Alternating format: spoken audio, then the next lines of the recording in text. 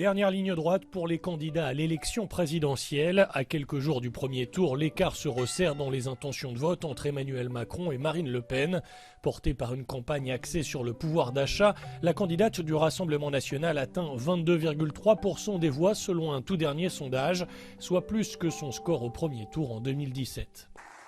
Grâce à un fonds souverain, appuyé sur l'épargne volontaire des Français, nous financerons les grandes filières d'avenir productives et les infrastructures rentables dont nous avons besoin, en injectant près de 100 milliards d'euros par an dans l'économie. Nous voulons faire des Français les actionnaires de la Maison France. Dernier objectif pour Marine Le Pen avant dimanche, mobiliser ses troupes pour lutter contre l'abstention. Pas d'abstention, pas de dispersion, pas de résignation, la mobilisation. L'environnement se place sur le podium des préoccupations des Français. Pourtant à gauche, le candidat écologiste peine à rassembler.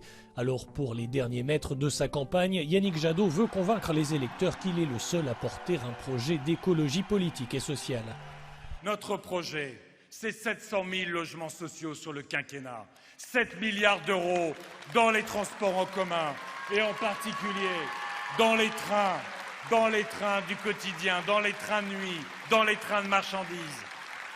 C'est la baisse de la TVA pour l'alimentation bio et les biens et services de réparation, de réutilisation et de recyclage.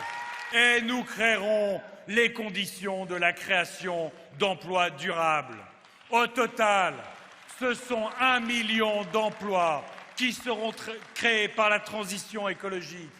Les 12 candidats jettent leur dernière force dans la bataille et des surprises peuvent encore apparaître jusqu'au premier tour dimanche.